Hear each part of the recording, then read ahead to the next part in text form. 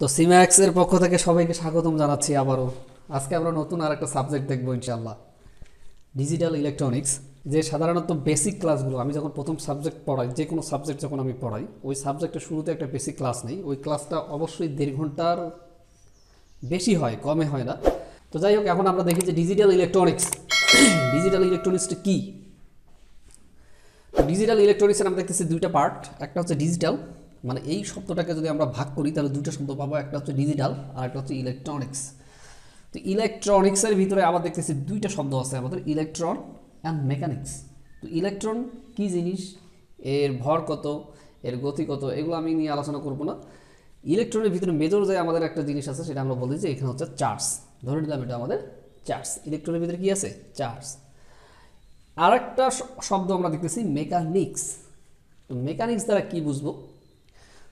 Mechanic, যদি তুমি বলো যে এই তোমার যন্ত্রটা নষ্ট হয়ে গেছে, যাও মেকানিকের কাছে যাও, মানে মানে হলো ওই যন্ত্রটার একটা মেকানিজম আছে যেটা কাজ করতেছে না, এমন একজনের কাছে নিয়ে যাও যে ওই মেকানিজমটাকে ঠিক করে দিতে পারে, তারই নাম হবে মেকানিক। তাহলে মেকানিক্সটা কী জিনিস?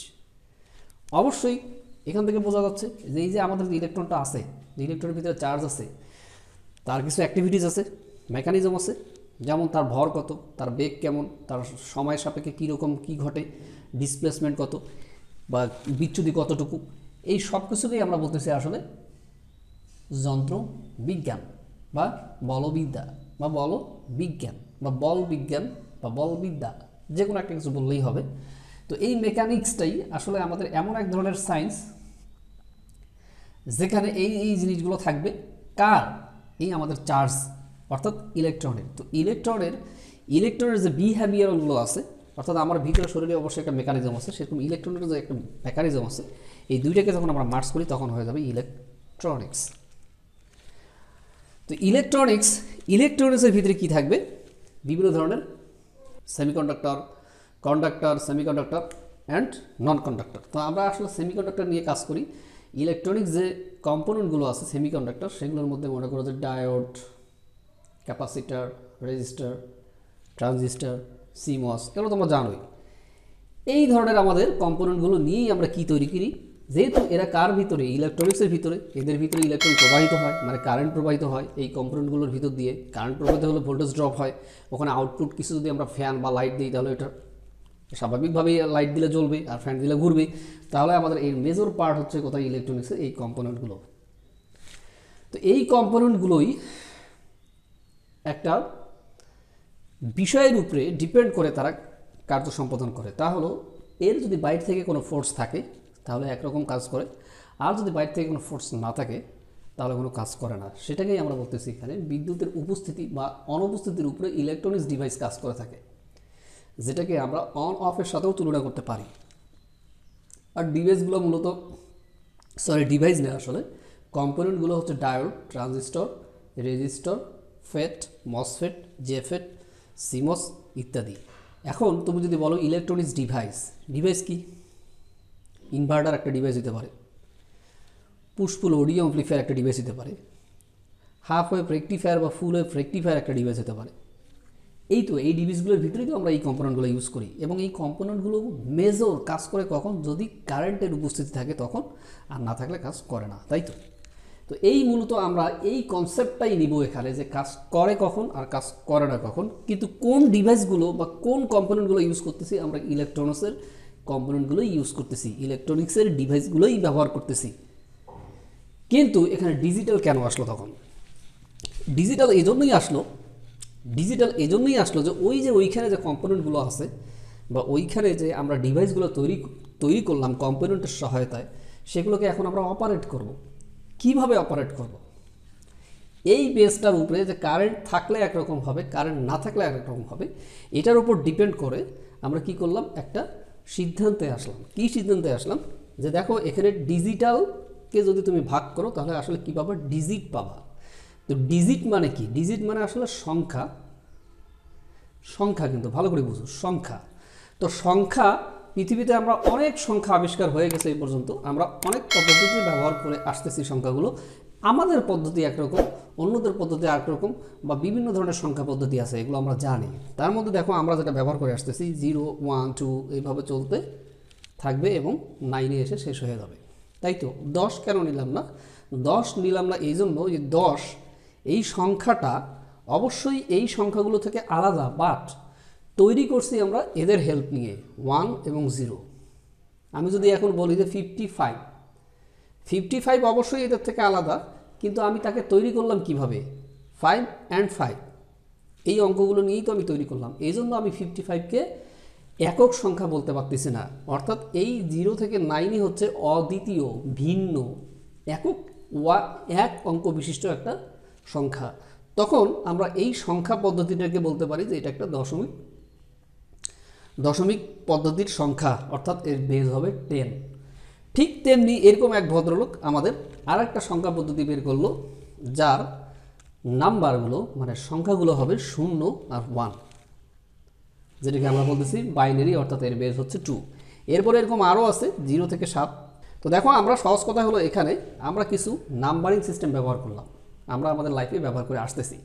তো এগুলো এক সময় আবিষ্কার হয়, এগুলো এক সময় আবিষ্কার হয়, এগুলো হয়তো বা ধরো আগে আবিষ্কার হয়, তারপরে হয়তো বা মনে করো সংখ্যা পদ্ধতি মানে সামহাউ যেভাবে হোক আবিষ্কার হয় একটা সময়। যেমন আমাদের নোবেল পুরস্কার দেয় না বিভিন্ন বিষয়ের উপরে, সেরকম ওই সময়টা এবং এখনও ওই সময়কাল থেকে এখনও মানে অনেক আগের এখন পর্যন্ত কিন্তু এই রিসার্চগুলো চলতে থাকে, যে যেইভাবে রিসার্চ করতে পারে যে কোনো বিষয় নিয়ে। তো সেরকম কেউ মনে করো সংখ্যা নিয়ে রিসার্চ করতেছে, কেউ হয়তো বা এই পদার্থগুলো নিয়ে রিসার্চ করতেছে। করতে করতে দেখা গেছে ওর একটা স্টেপ চলে আসছে 0 1, মানে উপস্থিতি আর অনুপস্থিতি। ঠিক এখানেও এই সংখ্যাগুলোর মধ্যে দেখা যাচ্ছে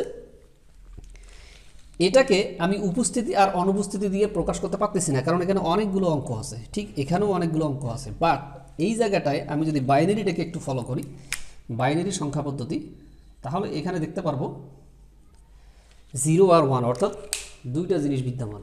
এখানেও ঠিক দুইটা জিনিস বিদ্যমান।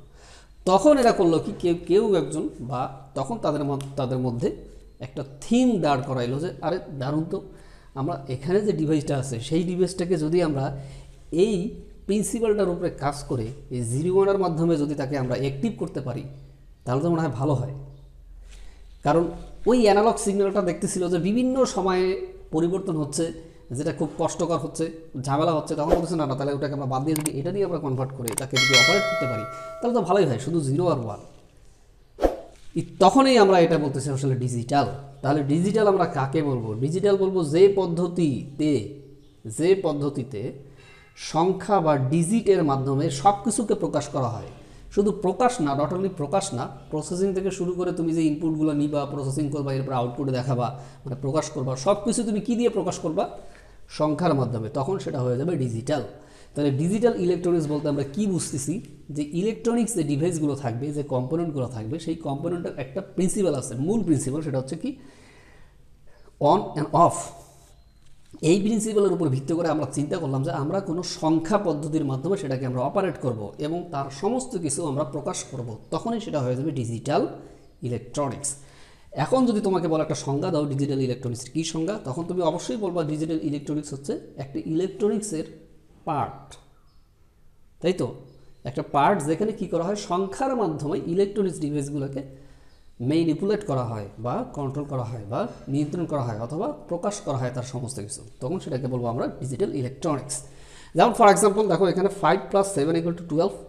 এখন 5-এর বাইনারি হয় 1 0 1, 7-এর বাইনারি হয় 1 1 1, এখন এটা যোগ করলে হয় 0 0 1 0 0 0। তো এটা নিলেও হবে, এটা নিলেও হবে। যেহেতু আমরা বললাম যে এটা আমরা আমাদের কাজ করতেছে না, কেন কাজ করতেছে না? এইখানকার যে টার্মস অ্যান্ড কন্ডিশন আছে টোটাল 10টা, আর এখানে প্রিন্সিপাল আছে কয়টা? 2টা।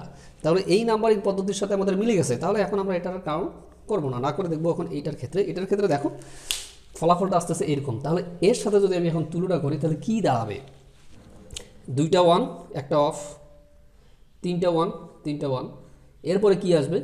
একটা 1 আর 4টা অফ আসবে। তাহলে অনায়াসে আমি এইগুলো কোথায় থেকে আসছে? এই সার্কিট থেকে। তো তাহলে কি এগুলো হচ্ছে আমাদের ইলেকট্রনিক্সের মূলনীতি, মূল প্রিন্সিপাল। তাহলে আমরা ইলেকট্রনিক্স ডিভাইসটাকে কী দ্বারা নিয়ন্ত্রণ করলাম? এই সংখ্যা দ্বারা। তখনই সেটা হয়ে গেছে ডিজিটাল ইলেকট্রনিক্স। যে যখন কোনো ইলেকট্রনিক্স ডিভাইসের সকল কার্যক্রম 0 1 দ্বারা সম্পন্ন করা যাবে তখন তাকে কি বলা যাবে? ডিজিটাল ডিভাইস বলা যাবে। তাহলে সুতরাং আমরা কী বলতে পারি? 0 1 দ্বারা কম্পিউটারের সকল কার্যক্রম সম্পন্ন করার পাশাপাশি রেজাল্টও 0 1-এর মাধ্যমে প্রকাশ করা হয়। সেই জন্য সেটাকে আমরা তখন ওই কম্পিউটারটাকে কী বলতেছি তখন, ডিজিটাল কম্পিউটার। তো এখন এই কথাটা আমি এখানে আরেকটু করে বলছি যে এত সহজে বললে তো আর হবে না, অবশ্যই ব্যাপারটা কিছু না কিছু আছে। তো এটাই আমি বলছি যে আমরা বললাম আর হয়ে গেল, এটা বললাম আর হয়ে গেল, ব্যাপারটা আসলে এরকম না। এর ভিতরে কি আছে, হিস্ট্রি আছে। প্লিজ কেউ টেনে টেনে দেখবা না, শুনবা না, খুবই ইম্পর্টেন্ট কথা বলতেছি, এগুলো খুবই ইম্পর্টেন্ট।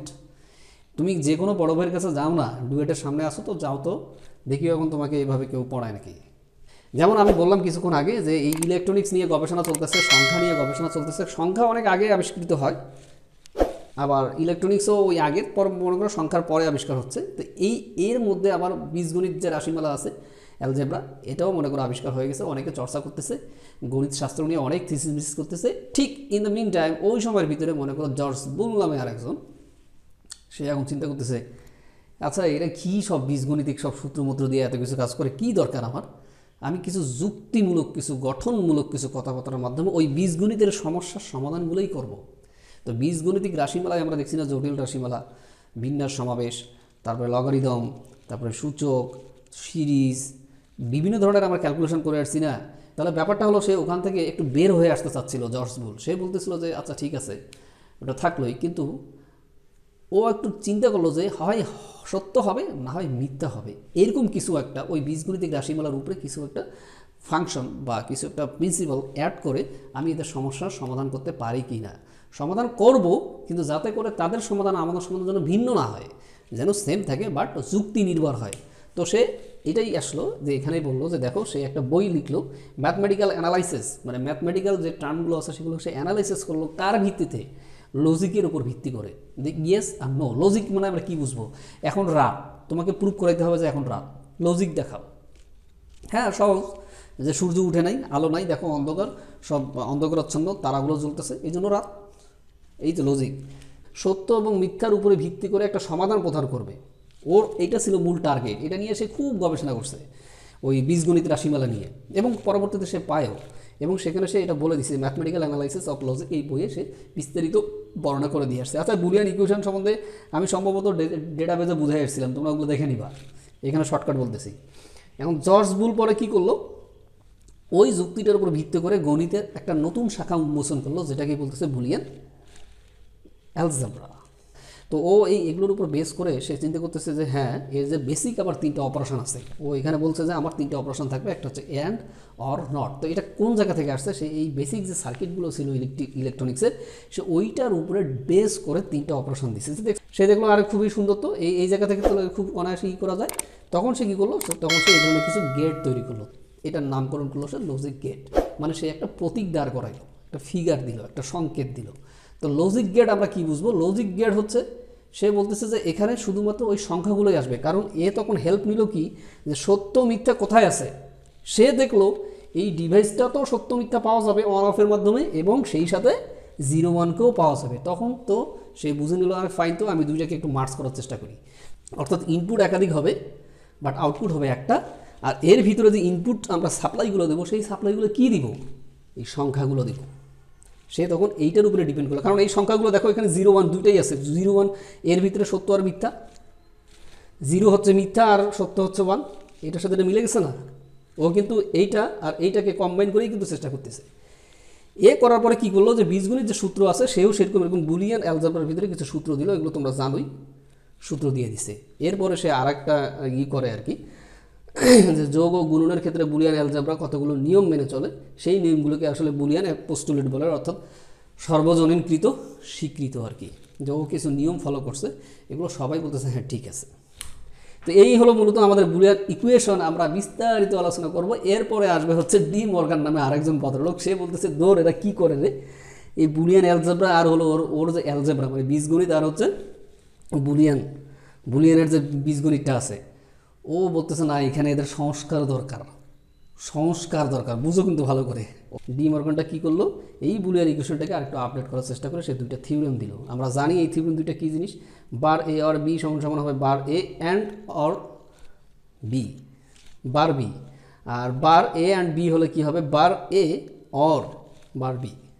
এই তো, তাহলে এখন দেখো আমরা ডিজিটাল ইলেকট্রনিক্সের ভিতরে কেন এই সাবজেক্টগুলো পড়বো, খুব সহজ, আমাদের মনের ভাষা, আমরা যে অঙ্ক ইউজ করি এই অঙ্কগুলো।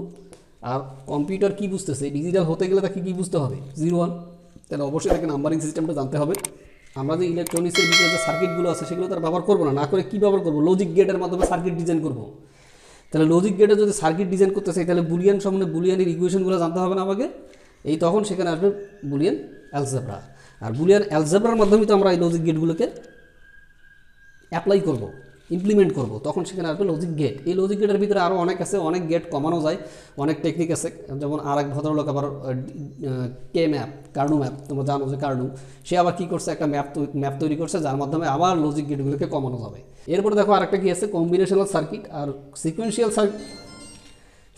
সার্কিট মূলত নিচেরগুলোই। তো কম্বিনেশনাল সার্কিটগুলো কী কী, যেমন adder, full adder, half adder, subtractor, multiplexer, demux, এগুলো আমরা পড়ে আসছি। এগুলো কি করবে, সরাসরি শুধু ইনপুটের উপরে ডিপেন্ড করে আউটপুট দিবে, বাট আগের কোনো স্টেজের ইনপুট নতুন আউটপুট দিবে না।